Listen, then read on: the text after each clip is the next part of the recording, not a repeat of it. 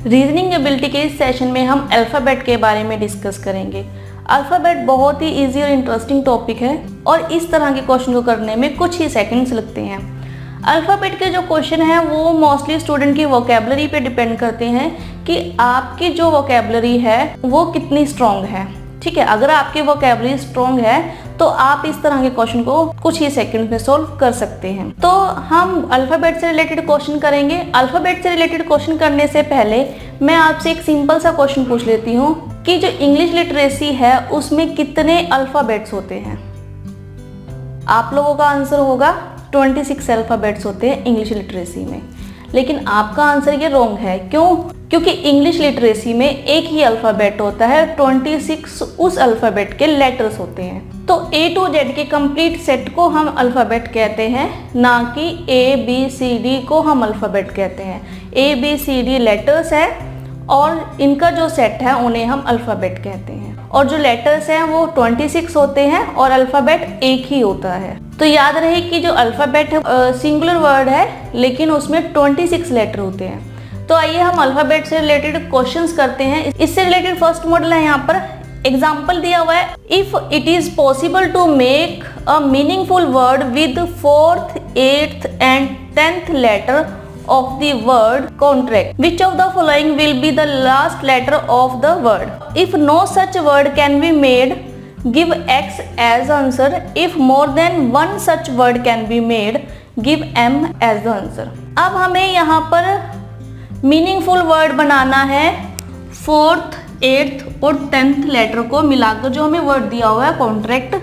ठीक है, और हमें बताना है कि उस वर्ड का लास्ट लेटर कौन सा होगा। अगर हम कोई भी वर्ड नहीं बना पाते तो हमारा आंसर X होगा, और अगर हम एक से ज़्यादा वर्ड बना पाते हैं तो हमारा आंसर है वो M होगा। तो हम स्टार्ट करते हैं। लेटर है यहाँ पर कॉन्ट्रैक्ट। अब कॉन्ट्रैक्ट में 4th, 8th और 10th letter.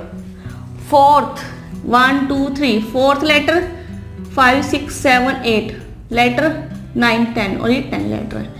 NAT, N A और T, इन 3 लेटर को मिलाकर हमें मीनिंगफुल वर्ड बनाना है। अगर तो इन तीनों लेटर को मिलाकर कोई भी वर्ड नहीं बनता तो हमारा आंसर X होगा, और अगर इन 3 लेटर को मिलाकर एक से ज़्यादा वर्ड बनते हैं तो हमारा आंसर जो है वो M होगा। तो अगर हम इन तीनों लेटर से देखें NAT, तो अगर हम इसे वर्ड फॉर्म करें तो फर्स्ट वर्ड होगा NAT नेट। ठीक है, सेकंड वर्ड होगा ANT आंट। ठीक है, और थर्ड वर्ड भी बन सकता है इसे। थर्ड वर्ड होगा, ये सेकंड है, और थर्ड वर्ड होगा TAN 10। तो हम यहाँ पर NAT लेटर से 3 वर्ड फॉर्म कर सकते हैं, नेट, आंट एंड 10। तो अब हमने एक से ज़्यादा वर्ड बना लिए यहाँ पर, मतलब इस 3 लेटर से हमने एक से ज़्यादा वर्ड, हमने मीनिंगफुल वर्ड बनाए हैं यहाँ पर। तो हमारा जो आंसर है वो होगा M। अगर इन लेटर से कोई भी वर्ड नहीं बनता तो हमारा आंसर होता X। और अगर हम एटलीस्ट 1 वर्ड बना पाते, तो अगर हमारा वर्ड यहाँ पर बनता नेट, तो यहाँ पर लास्ट लेटर है T। तो अगर हमारा सिर्फ एक वर्ड बनता तो हमारा लास्ट लेटर होता है इसका आंसर T, तो हमारा आंसर होता C। ठीक है, अगर आंट बनता तो भी आंसर होता T।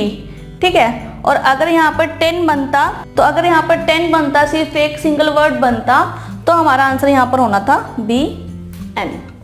ठीक है, तो इस तरह से आप इन क्वेश्चन को इजीली सॉल्व कर सकते हो। अब ये डिपेंड करता है कि इन लेटर से कितने आप वर्ड बना सकते हो। अब ये आपकी वोकैबुलरी पे डिपेंड करता है कि आपकी वोकैबुलरी कितनी स्ट्रॉन्ग है। अगर तो आपकी वोकैबुलरी स्ट्रॉन्ग है तो आप कुछ सेकंड में ही लेटर को देखकर ही वर्ड फॉर्म कर सकते हैं। अगर आपकी स्ट्रॉन्ग नहीं है तो आपको टाइम लगेगा इस तरह के वर्ड्स बनाने में। तो क्वेश्चन को अच्छे से रीड आउट कीजिए कि क्या पूछा गया है, स्टेटमेंट को समझने की कोशिश कीजिए, और आंसर बड़ा ही इजी है सॉल्व करना। इस तरह से इन क्वेश्चन को सॉल्व कर सकते हैं।